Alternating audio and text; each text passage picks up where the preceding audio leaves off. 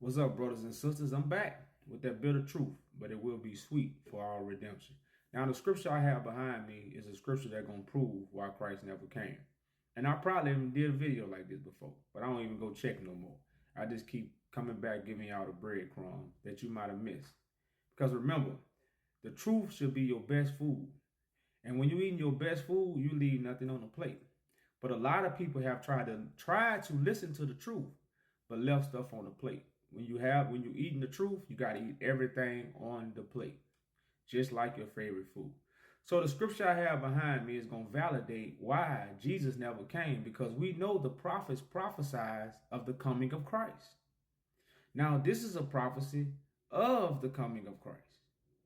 So we're going to read it and we're going to get into why we have been lied to about Christ coming.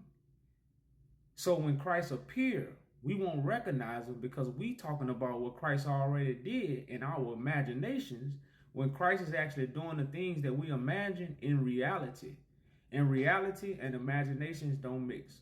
So turn to Isaiah chapter 2 and let's read. So now that I'm very small and you can see the text, let's go into it. Isaiah chapter 2, we're going to start at verse 1. The word that Isaiah the son of Amos saw concerning Judah and Jerusalem. It shall come to pass in the last days. Now let's highlight last days right here. Let's highlight last days. Now, there's no dates connected to the last days because the last days is unknown. The Son nor the angels know the last day. So in the last day, the mountain of the Lord's house shall be established in top of the mountains, and shall be exalted above the hills, and all nations shall flow to it. So in the last days, for God mountain to be exalted and to be established, that means God mountain is not established right now. So all the religious organizations in the last days is not the mountain of God. This is why we should be going to the religions. We should be what? Patiently waiting for the truth and the spirit to appear. So we can be what? True worshipers of God, as is written in John. God is seeking those to worship in spirit and truth. So if God's house have to be established in the last days, then in the last days, you're going to have a carpenter. To what? Establish was not established. Because if it was already established, would nobody have to come in the last days to establish these things? Verse 3. And you notice all nations will flow unto it. Now, this is Isaiah prophesying about what? The last days. What? When God returns to establish the kingdom that will be built by the carpenter, that who they say came 2,000 years ago. But verse 3, it say, and many people shall go and say, come ye and let us go up to the mountain of the Lord, to the house of the God of Jacob. And he will teach us his ways, and we will walk in his paths. For out of Zion shall go forth the law, and the word of the Lord from Jerusalem. Now, the law is going to come from Zion. Where is everybody in today's time getting the law from? They're getting it from the book. But in the last days, the law is not coming from the book. The law is coming from Mount Zion, because that's where the anointed one will be. Giving the law from Mount Zion, as is written in what? Malachi 2 and 7, that the people should seek the law at his mouth, for he is the messenger. The Bible is not the messenger of God. And then it say the word of the Lord will be coming from where? Jerusalem. Not the new Jerusalem. Not the old Jerusalem. It will be the new Jerusalem, which is the individual that what? Hosting the Spirit of God.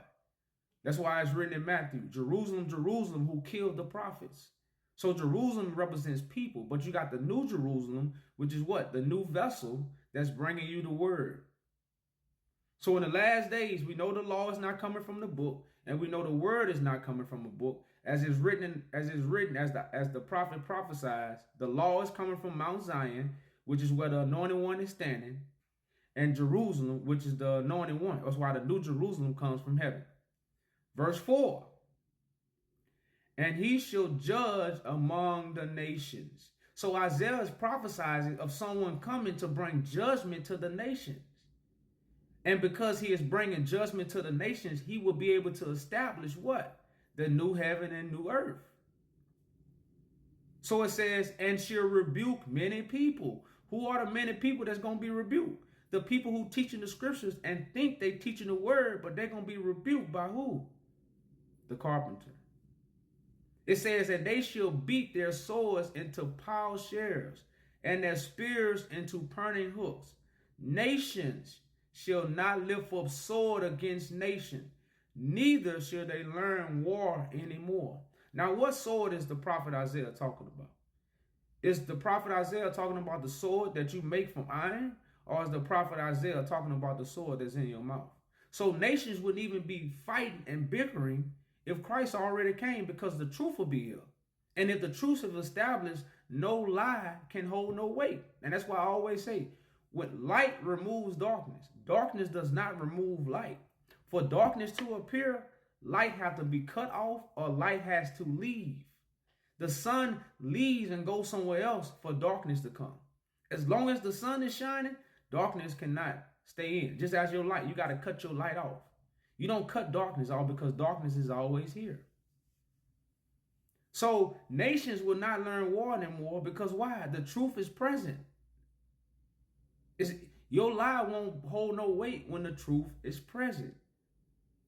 So if Christ already came and done these things, and all these things done over with, what are we waiting on? We waiting on what the prophet Isaiah prophesies. So when we say Christ never came, y'all, this is what we are saying.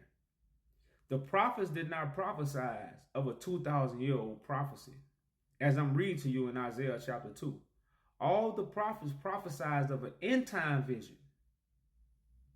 And this is why Christ never came, but the people who stole these writings has lied to us and changed and think to change God's time. But they can't, because God's timing is going to happen what? When it happens. But if you deceive the people, then they are blind to seeing what? What God is actually doing. So what Christ is doing right now on earth is giving the truth. That's giving sight back to the blind who have been blinded by the lie. Because if you can't see Christ on earth today, then you blind. But the gospel, the true gospel, is going to give you what? Healing. So when they say Christ is the healing of the nations, the healing we need, we deaf. So somebody need to heal our ears so we can hear the truth. We blind. So somebody need to heal our eyes so we can see. We are crippled. Somebody need to give us strength so we can stand up. That's why I say stand for your rights. We don't even want to stand up for our rights because we are crippled. This is what the gospel is doing, and this is why the true gospel have to spread to the four corners of the earth. We already know religion has already spread to the four corners of the earth, and the end hasn't came. But it's written that once the gospel is preached, the end will come.